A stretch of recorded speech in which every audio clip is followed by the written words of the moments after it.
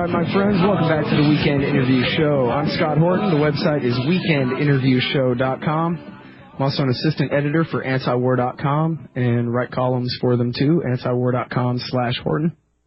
And my next guest is Robert Pape. He is an associate professor of political science at the University of Chicago, where he teaches international politics, and is the director of the Chicago Project on Suicide Terrorism. His new book is Dying to Win, The Strategic Logic of Suicide Terrorism. Welcome to the show, sir. Thanks for having me. It's nice to have you on. Nothing but bad news on the front page of antiwar.com this morning. 10 coordinated attacks across Iraq yesterday, and then another massive truck bombing, suicide bombing this morning, killed 55.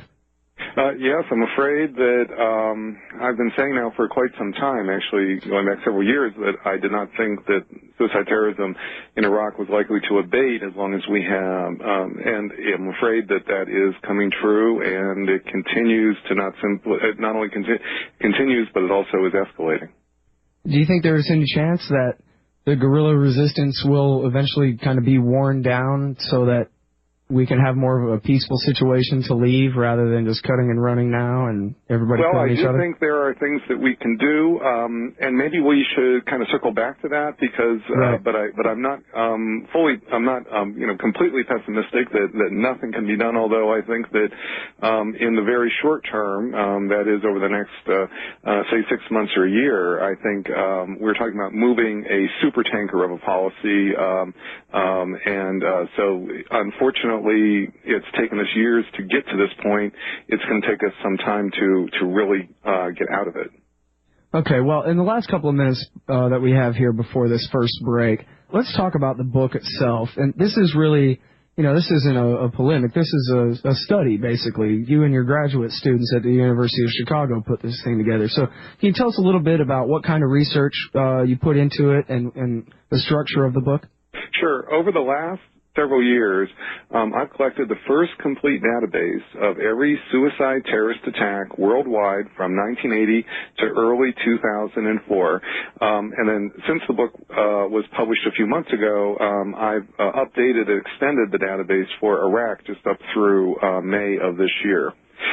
This is really quite a new database, a new mound of new material. When I published an initial version of this database 2 years ago as an academic article, I was contacted by our Defense Department because although our government has kept terrorism statistics, that is ordinary terrorism statistics, going back decades, they didn't start tracking suicide terrorism until the fall of 2000, and so they were very eager to get their hands on the data, which I gave them. And in fact, as you'll see in the acknowledgments, along with the Carnegie Corporation, Argonne National Labs, University of Chicago, the Department of Defense actually funded some of the work that went into the expansion that led to the book.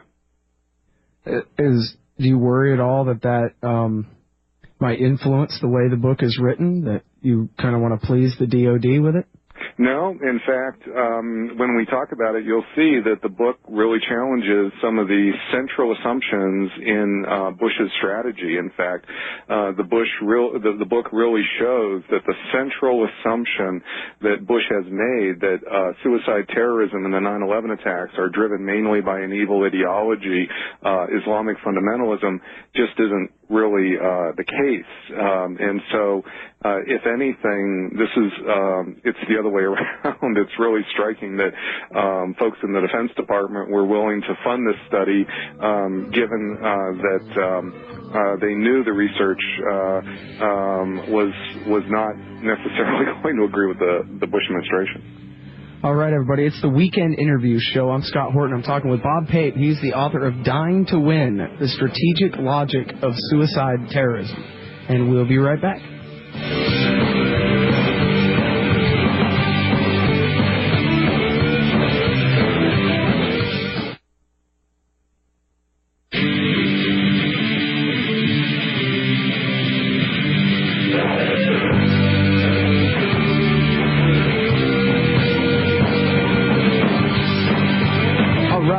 Welcome back to the Weekend Interview Show. I'm Scott Horton. I'm talking with Bob Pape. He's the author of Dying to Win, The Strategic Logic of Suicide Terrorism. And in this book, sir, you say that since 1980, there have been 315 suicide bombings. Is that right? Yes, those are completed attacks according to the strict notion of a classic suicide attack, the way you and the rest of the audience would want it to be defined. It's not muddied with remote control bombings or instances of preemptive kills. And those involve 462 suicide terrorists who actually killed themselves around the world from 1980 to early 2004. And the reason there were more individual terrorist attackers than attacks is because many of the attacks were team attacks.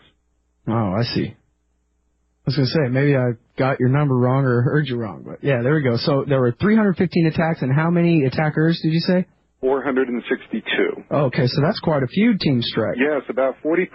It turns out that team attacks are not quite as rare as some people think. 42% or so are actually team attacks. Okay, so what was your hypothesis in beginning the study?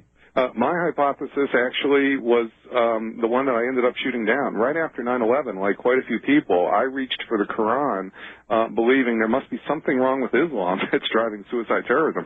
I was really stunned to find out when I collected this data that, in fact, suicide terrorism is not as closely associated as many people think and as I thought. In fact, the world leader in suicide terrorism is a group called the Tamil Tigers, not a group that gets a lot of press in the United States because they don't happen to be attacking us, but the fact is the Tamil Tigers are a Marxist group, a secular group that is opposed to religion and draws from the Hindu families on Sri Lanka. The secular Hindu Tamil Tigers have done more suicide terrorist attacks than Hamas. The secular Hindu Tamil Tigers invented the famous suicide vest for their suicide assassination of Rajiv Gandhi in May 1991. Palestinian and other suicide terrorist groups got the idea of a suicide vest from the Tamil Tigers. Moreover, over a third of all Muslim attacks are actually done by secular groups. The PKK in Turkey, for instance, has done numerous suicide attacks against Turkey. Again, this is a Marxist group completely opposed to religion, that is secular, and altogether, at most half of suicide terrorist attacks are associated with Islamic fundamentalism, meaning that half are not. What over 95% of suicide terrorist attacks since 1980 have in common is not religion, but a clear strategic goal to compel modern democracies to withdraw military forces from the territory they view as their homeland or prize greatly, from Lebanon to Sri Lanka to Chechnya to Kashmir to the West Bank. Every suicide terrorist campaign since 1980 has had as its central objective to compel a democratic state to end control or remove combat troops from territory that the terrorists prize. And so you would count like American troops stationed on the Arabian Peninsula, even though they're not hostile occupiers. Exactly right. In the book, I go through in detail and analyze the presence of foreign combat troops and their effect on the Arabian Peninsula in particular, and the effect of the presence of foreign combat troops is actually independent of how aggressive or malignant their policies actually are. You see, the presence of foreign combat troops, along with some other conditions, enable terrorist leaders to demonize the presence of those troops as an occupation. Whether we think it's an occupation or not, it's awfully easy. For instance, we may not want to call the 140,000 American combat troops in Iraq today an occupying force, but I'm afraid it's all too easy to do. And even before that point, even in the 1990s, when we had tens of thousands of combat troops on the Arabian Peninsula, given how awesomely powerful we are, given the precision age, it was fairly easy for Osama bin Laden and terrorist leaders to demonize that presence as an occupation. Sure, and, you know, the American military might have been invited by the House of Saud, but the majority, I'm sure the super-majority of the people who live on the Saudi Peninsula, they didn't welcome our presence there. They don't welcome our presence, and they don't believe that the House of Saud was a legitimate government. You have to remember, that's not an elected government. And actually, quite interestingly, the Saudi government in 2002 conducted a poll. They found that over 95% of Saudi society agreed with Osama bin Laden's goal to remove American combat forces from the Arabian Peninsula. Well, to be sure, there's a debate about whether you should use suicide attack for that. So I'm not saying 95% agreed that suicide attack was a good means for that goal, but just in terms of the political objective of Al-Qaeda, it's actually quite widely popular on the communities on the Arabian Peninsula. Well, considering that you can hardly get 95% of people to agree that today is Saturday, that's about as really unanimous as you can get. Yes, it's really quite stunning. Now, you say that part of the tactic here is to compel democracies to withdraw their troops. Is that because the West happens to be democratic and happens to be the ones with occupying armies all over the world? Well, or in part, but a little more precise than that. You see, the purpose of a suicide attack is not to die, it's to kill. It's to kill a large number in the target society so that society will then go on to put pressure on the government to change its policies. Well, rightly or wrongly, democracies are viewed as especially vulnerable to coercive punishment, viewed as soft, if you would. And that image of a democracy being vulnerable to coercive punishment is why the target state of every suicide terrorist campaign since 1980, whether it's the United States and France or Israel or India, the Sri Lankan government, Russia, has been a democracy at the time it was attacked by a suicide terrorist campaign. And what they're trying to do, you say, is the action is really in the reaction. They're trying to get us to react against our own government for them. Yes, that's right. They're trying to compel. A good example would be the Madrid bombings in March of 2004. The strategic purpose, and we know this not simply in general, we actually have documents underneath this for Al-Qaeda. The strategic purpose of those attacks was to compel the public to put pressure on the Spanish government to withdraw Spanish troops from Iraq. And it worked. Well, actually, that case is a little bit more complicated than that, right? Because didn't the president try to lie for 2 days and blame it on the Basque separatists? Isn't that what really did him in? It's possible to try to find excuses or alternatives to what happened in this case. But I think that the fact is there was 90% of the Spanish population opposed having forces in Iraq. Al-Qaeda knew that in advance. The reason that they chose to hit the Spanish was precisely because of the high level of domestic popular opposition, which indicated to them that the public just wouldn't stand for much in the way of any cost for something they didn't think was legitimate anyway. Right, so it really didn't take much. Right. In other words, and so in this case, the opinion polls flipped immediately against the government the government in power after the attack. Prior to the attack, the government was going to win.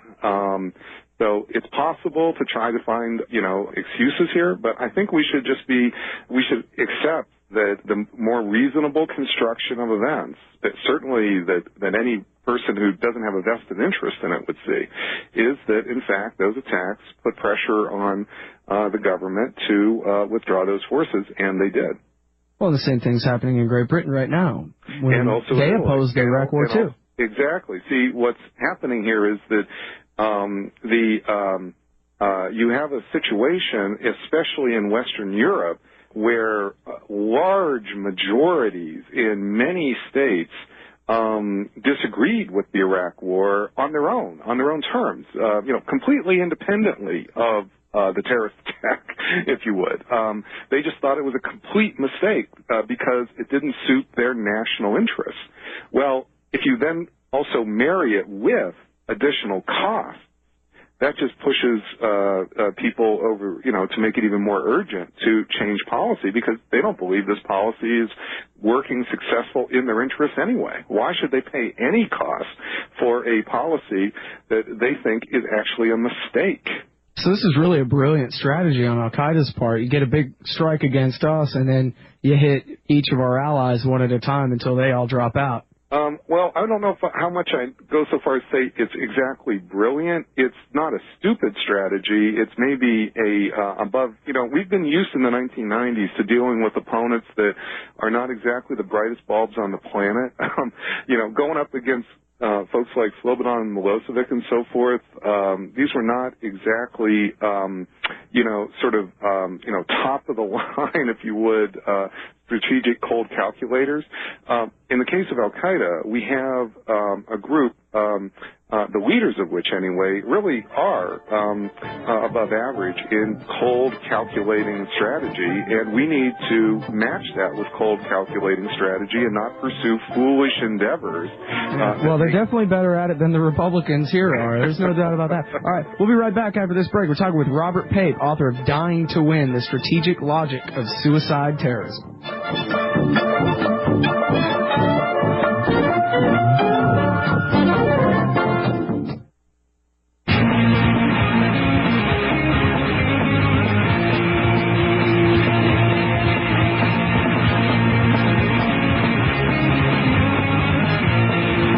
Friends, welcome back to the Weekend Interview Show.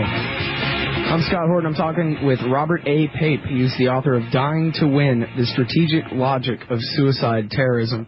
And so you say here in your book that of 71 Al-Qaeda attackers, when you went and did the math with your graduate students there, you decided that they are twice as likely as not to come from a country that has a lot of Sunni fundamentalism, but they are 10 times more likely than not to come from a country with American troops in it. That's right. In the book, it puts together for the first time the complete set of Al-Qaeda suicide terrorists, the 71 individuals from 1995 to early 2004 who actually killed themselves to carry out attacks for Osama bin Laden. And studying those 71 really yields some important insight as to why the group is the threat that it is, what are really the root motivating causes. And what you said is quite right. Over two-thirds come from Sunni countries where we have stationed tens of thousands of combat forces. I don't mean advisors where we do virtually all over the world. I mean tens of thousands of combat forces, tanks, fighter aircraft, since 1990, and quite few from some of the largest Islamic fundamentalist countries in the world. Iran, which is a country with 70 million people, 3 times the size of Saudi Arabia, and of course is Islamic fundamentalist, has never produced an Al-Qaeda suicide terrorist. Sudan, which is a country of 21 million people whose brand of Sunni Islamic fundamentalism is so congenial to Osama bin Laden's beliefs that he chose to live there for 3 years in the 1990s. And they're on the State Department's state-sponsored terrorism list, has never produced an Al-Qaeda suicide terrorist. Libya never produced an Al-Qaeda suicide terrorist. Syria never produced an Al-Qaeda suicide terrorist. And what you see when you actually get underneath, and what I was able to do in the book is control for population size, so we could really get a much better sense of the likelihood of a suicide terrorist coming from a certain population. What you see is that Al-Qaeda suicide terrorists are simply 10 times more likely to come from Muslim countries where we stationed tens of thousands of combat forces. And what that really means, and this may be somewhat hard for some people to hear, is that the stationing, the near permanent stationing of tens of thousands of combat forces on the Arabian Peninsula, that policy that we really began in 1990, that really increased the likelihood of suicide terrorist attacks against the United States, including 9/11, over 10 times. Well, and bin Laden has said over and over and over again, specifically in all of his interviews and speeches and so forth, that his number one goal is to rid the Arabian Peninsula of American forces. And now what this data shows, what my analysis is showing, is why that is his number one mobilization appeal. Osama bin Laden, you're quite right, in his statements going all the way back to 95, 96, where his most detailed statements begin, and these are not just the sound bites we see on CNN, but speeches and sermons and statements that are often 40 and 50 pages long, often entitled The American Occupation of the Arabian Peninsula. They often begin for pages with detailed descriptions of American combat operations on the Arabian Peninsula. Well, now we see why that makes so much sense for him, because this really is his number one mobilization appeal, the thing that produces for him suicide terrorists to come and kill us better than anything else. Well, and it should be noted, or it could be noted, I guess, that none of the hijackers of September 11th were from Syria, Iraq, or Iran. They were all from Saudi Arabia, Jordan, and Egypt, countries that are friendly to us. Yeah, I don't mean to say that that there's zero transnational support for Al Qaeda. To be precise, I said 2/3 of those 71 have come from Sunni Muslim countries where we stationed combat forces since 1990. 1/3 have not. That is, their support for Al-Qaeda's goals are more transnational in nature. And, in fact, the London bombers, who just did the attacks in London, are part of that 1/3. But it's important to note that even among those 1/3, a very powerful, probably the most powerful mobilization appeal for that 1/3 is anger over American and Western combat forces on the Arabian Peninsula. The statement that the Al-Qaeda group issued just hours after the London attacks to claim the London attacks, with details on the operation that were not yet public in the press, said explicitly that the London attacks were to punish Britain for British military operations in Iraq, and then went on to explicitly threaten Italy and Denmark with terrorist attacks unless they withdrew their forces from Iraq. The connection between the geopolitical goals of Al-Qaeda and suicide terrorism that the group does just couldn't be tighter. Well, and speaking of that statement, it was taken down because supposedly they quoted the Quran wrong, but Juan Cole, my last guest over there at the Informed Comment blog, he says that they screw up the Quran all the time. And he still thought it was legit. And I'm sorry. We're going to have to hold it till after this break. We'll come right back and talk about that. It's the Weekend Interview Show. I'm talking to Bob Pape.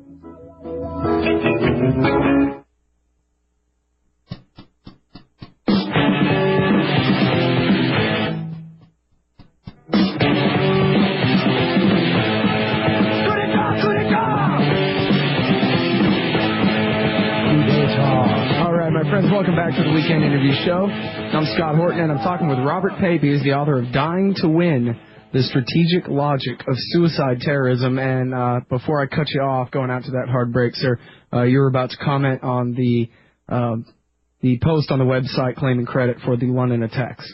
Yes.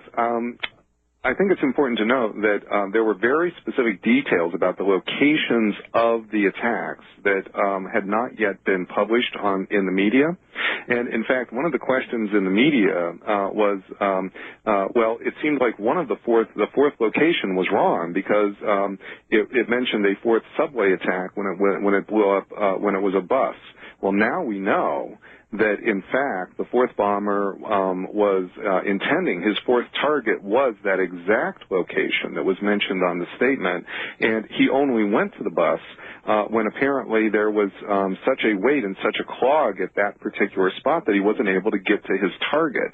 So the fact is, the more we have come to know about the details of exactly what happened with the operation, the more legitimacy that initial statement has. And what's really quite striking about it is that it is directly in line with an Al-Qaeda strategy document we have from September 2003.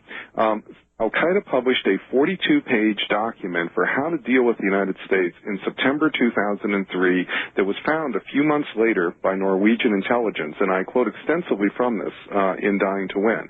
The document says directly that Al-Qaeda should not try to hit the homeland of the United States in the short term, but instead should focus on hitting America's allies to try to knock them out, especially of Iraq. And then it went on to assess whether it should hit Spain, Britain, or Poland. And this was in the fall of 2003. And the document concluded they should hit Spain first in Madrid just before the Spanish elections in March 2004, because that was the attack most likely to knock the Spanish forces out of Iraq and then put pressure on the British. And, of course, that's exactly what happened, and London is just simply the next step in Al-Qaeda executing its strategic logic. And the statement, that 42-page document, is a straightforward strategic analysis. It's not about how to spread Islam to London or Islam to Western Europe. It's about how to compel America's allies to leave the Arabian Peninsula. And the statement by the Al-Qaeda group that claimed responsibility is directly in line with this strategic logic. And I really did make a mistake earlier when I said that was brilliant. I really only meant that in comparison to the people running the policy on our end. Well, it's important to point out that they are taking advantage of foolish moves on our part. So it's really important that if there's a mismatch between what is truly in our national interest and then the military operations we undertake, then that creates opportunities for Al-Qaeda to exploit that mismatch in order to, especially when they involve deploying military forces to conquer countries that are not attacking us. Well, but you really hit the key there with truly in our national interests. Exactly right. You see, because the reason, if it were the case, for instance, let's take the Spanish attacks.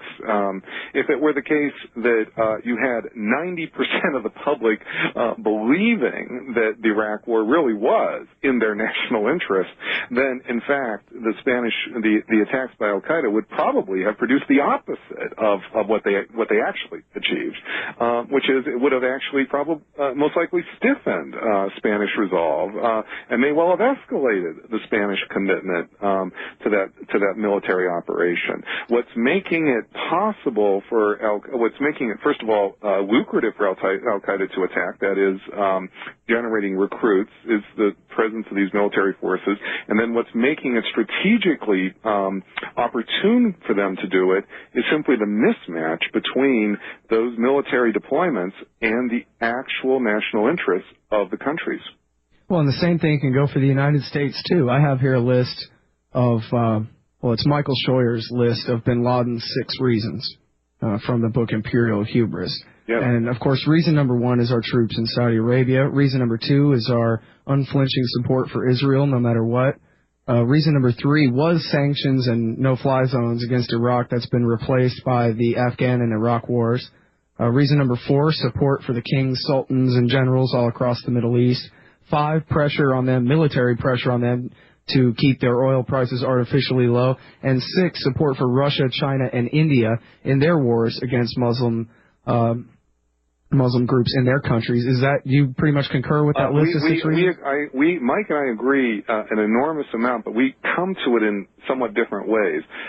Because of Mike's unusually great access to information, especially traffic, that is of what the individual, what al-Qaeda says to itself, Mike has been able to come to that conclusion based on not only statements but really detailed information about what the leaders say to each other. What I've done is I've analyzed the actual operations that al-Qaeda has carried out and the actual suicide attacks that they've carried out. And if you would, it's the other side of the coin, and it leads to, if not an identical set of conclusions, a very, very strong, we agree very, very closely. And in my case, and in both cases, what you see is overwhelmingly the main mobilization appeal, what is the pivotal factor driving the suicide terrorist attacks from al-Qaeda against us, is the presence of our combat forces. I don't mean advisors, I mean combat forces on the Arabian Peninsula. And I'm afraid as long as we have tens of thousands of combat forces on the Arabian Peninsula, no matter what change we bring to the political system in Iraq or other countries in the Persian Gulf, we need to expect that suicide terrorism, anti-American suicide terrorism, is likely to continue and to even escalate. The longer we have forces on the Arabian Peninsula, the more likely the next 9/11. Well, shouldn't it all be taken care of since we've moved our troops out of Saudi Arabia into Qatar and Bahrain instead? Yeah, I'm afraid this is a distinction without a difference for Osama bin Laden and the Arabs on the Arabian Peninsula. You see, they don't, that boundary between Saudi Arabia and some of the other states, that was drawn by the British in the 1920s. Mm-hmm. They credit that as just another, that's imperialism just one step removed, if you see. So when in fact the Arabic word, and I'm told by the people who are much more fluent in Arabic that bin Laden never uses the Arabic word for Saudi Arabia. He's using the Arabic word for the Arabian Peninsula precisely because he simply denies those borders. So he's not a Saudi national. He sees himself as driven by a commitment to Arabia. I have a quote here from James Bamford. He's the author of a book called A Pretext for War, 9/11 Iraq and the Abuse of America's Intelligence Agencies. And he's talking about bin Laden's plan to force America out of the Middle East. But this is very striking to me. He says here, Ayman al-Zawahiri, who's bin Laden's right-hand man, argued that al-Qaeda should bring the war to the distant enemy in order to provoke the Americans to strike back and, quote, personally wage the battle against Muslims. It was that battle that bin Laden and Zawahiri wanted to spark with the 9/11 attacks, as they made clear in their declaration of war against Jews and Crusaders. They believed that the United States and Israel had been waging war against Muslims for decades. Now their hope was to draw Americans into a desert Vietnam, with bin Laden in the role of North Vietnamese President Ho Chi Minh. Does that sound accurate to you? The strategy is drag us in order to force us out? Well, I'm afraid it's all too plausible. It's not exactly to drag us in order to force us out. It would be to drag us in order to mobilize still more suicide terrorists to drive us out permanently. You see, so it's not exactly a contradictory strategy. And I should just point out that that we don't have that's a very plausible analysis by Bamford. I'm not really challenging it, but we don't actually have lots of really detailed statements by the group that would verify every single link in that logic chain. And so I think that at the moment, and I'm someone who's really resting my case on really detailed and actually multiply independent confirmation of the points I'm making. And so I'm really sticking very strongly to strong empirical confirmation of points. And that's why I just point that out, that right. It's not that I'm really disagreeing with it, and in fact I think it's quite plausible, but we just need to recognize that our information about the group and its strategy has actually grown quite dramatically since 9/11, but there are still some little holes here and there in the links in the chain, and so we can't really say for sure that they expected Iraq. I think it's quite So I think we can say that they really did expect us to come into Afghanistan. And a good piece of evidence for that is that 2 days before 9/11, Osama bin Laden conducted a suicide attack against Massoud, who was the Northern Alliance leader. Well, the reason you would do that, and we found out more that there is some statements underneath this supporting this. The reason to do that is because you're expecting the United States to retaliate by coming into Afghanistan, and you're trying to make it as difficult for them as possible, so that you're not necessarily trying to win Afghanistan or hold Afghanistan. What you're really just trying to do is mire the United States down, slow them down enough that the operation takes long enough that you can recruit more and more and more. And the fact is, I think we actually ended up taking Afghanistan a little quicker than he might have thought we would. And by going to Iraq, you see, where it was really always likely to end up in this kind of a quicksand that we're in right now, what we've done is created the exact environment that Osama may have been hoping for in Afghanistan. Let's talk about the social logic. You, in the book, you focus on the broad support that suicide bombers generally have among the society that they are defending. You see, we'd like to believe, it's very comforting for many people to believe that suicide terrorists are on this fringe of society and are viewed as criminals by their local society, but in fact that's generally not the case, and it would be especially difficult for it to be the case for suicide terrorists, because most suicide terrorists are walk-in volunteers who are not longtime members of the organization. Most actually join the organization a few months or say a few weeks before with no experience in violence, and specifically to do their suicide terrorist attack. Well, in order to do that, it means that they have to be able to hook up with recruiters or individuals from the terrorist group fairly readily, which means they must be reasonably prominent in the local community. And so the local community, without a fairly broad degree of community support for the political goals of the terrorist group, community would simply inform on those recruiters and turn them in. And in fact, we see that exactly happens once occupation forces leave. Once occupation forces leave, such as when the American, French, and Israeli forces left Lebanon, then it turns out that the community stops supporting the suicide terrorist groups and does start to turn in those recruiters, and that makes it very difficult for suicide terrorist groups that can keep using suicide terrorism. So Hezbollah, for instance, their leaders may have wished to continue using suicide terrorism in the 1990s for some of their more outlandish, goals, such as building an Islamic State in Lebanon, but they were never able to do it. And in fact, they've never conducted a suicide attack in Lebanon for the domestic political purpose of building an Islamic State. And it's very likely due to the fact that in order to wage a suicide terrorist campaign of attack by individual after individual, team after team, month after month, year after year, this really does require fairly deep and broad community support for the terrorist political goal of ending the occupation.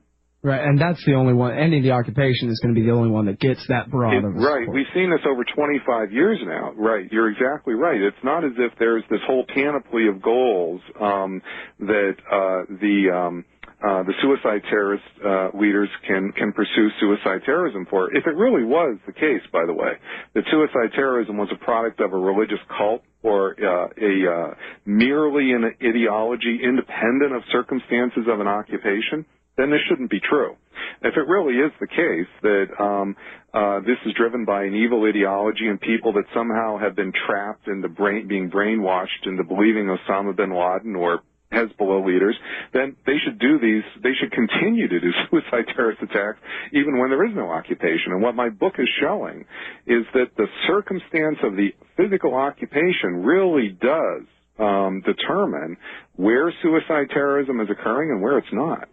Well, and in fact, one of the great examples that you use in the book is Hamas and how they're always talking bad about America and how Israel's controlled by America, but they never attack America. Right. And Al-Qaeda is always talking bad about Israel and always saying, the Jews control America and Israel's our enemy, but they never attack Israel. Right. They're focused on who's occupying their land.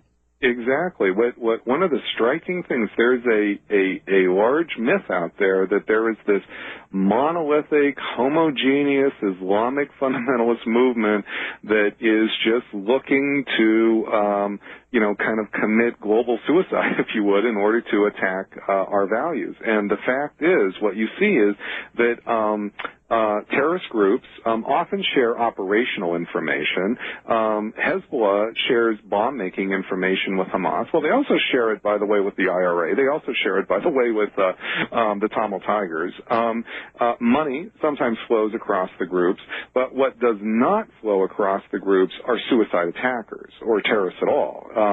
That is, the groups, there has never been a Palestinian suicide terrorist that has done the attack for Hezbollah in Lebanon. There's never been a Hezbollah or a Lebanese suicide terrorist that's ever done the attack for the Palestinians. Some may wish that, some Palestinians may have liked that help, but it never has happened. Al-Qaeda has never attacked Tel Aviv. And it's actually quite striking because you might expect, given the hundreds of attacks we're now talking about across all those different groups I just mentioned, you might expect that there would just be a couple who just maybe out of random chance might have ended up slipping over. It's really quite striking the amount of discipline that you see in how the suicide terrorist attacks are waged, given that these are non-state actors. They're not really tightly disciplined groups. They're movements. And it's quite striking the level of discipline you do see in the targeting of the suicide attacks. I'm Scott Horton. I'm talking with Robert A. Pape from the University of Chicago. His book is called Dying to Win, The Strategic Logic of Suicide Terrorism. And we'll be right back.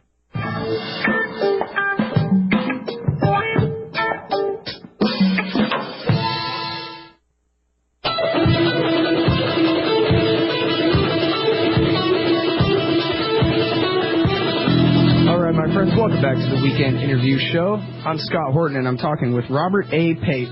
He's the author of Dying to Win, The Strategic Logic of Suicide Terrorism. And I have an article here from Knight Ridder newspapers by Andre R. Martinez from Thursday, July 14th. Poll finds declining support for terrorism in many Muslim nations. And the good quote out of here is, people in the Muslim world are stuck between their corrupt authoritarian leaders and Osama bin Laden. And their corrupt authoritarian leaders look good next to Osama. Now, I have to admit, that was kind of surprising to me. I would have thought it's the other way around.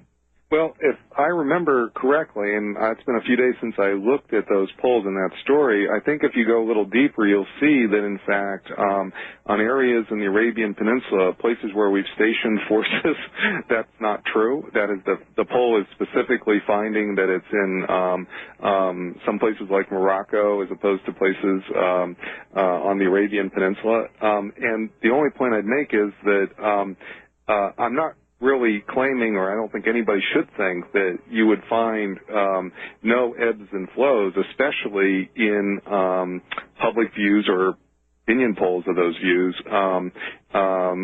for political goals for Al-Qaeda outside of where the centerpiece of it is, the center of gravity of it is.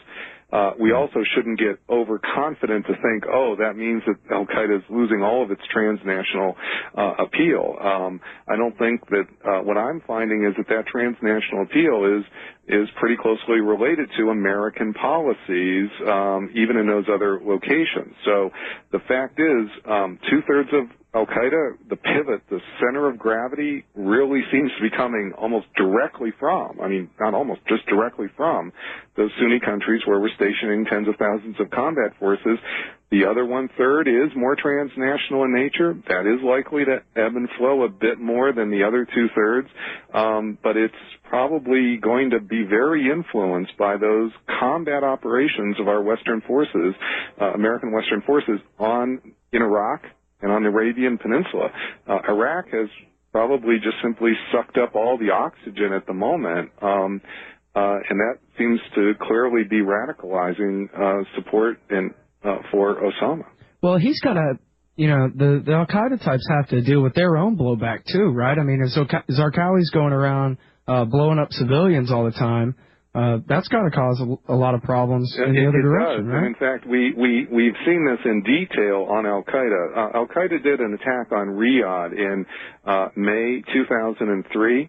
The purpose of that attack was to attack Westerners in Riyadh, but it also killed a large number of Saudis, that is, regular Muslims, along with the attack. Well, Al-Qaeda wrote a 40-page, single-spaced explanation for why, although they didn't mean to cause that collateral damage, why that collateral damage couldn't be avoided. And that shows that, in fact, they really are extremely sensitive to community support for their goals, and they are very sensitive to the issue of collateral damage. And in fact, they use tactics and techniques to try to explain it away, if you would, similar to the way we did this in Kosovo. When you remember when we killed civilians in Kosovo, we often apologized, say we didn't mean it, explained how it couldn't be avoided. ...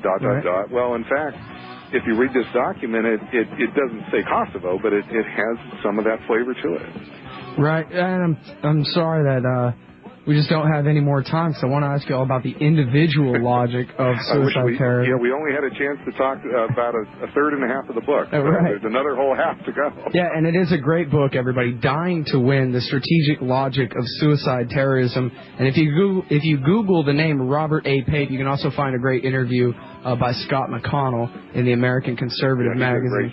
Great job. And, all right, it's all about occupation, not Islam, huh?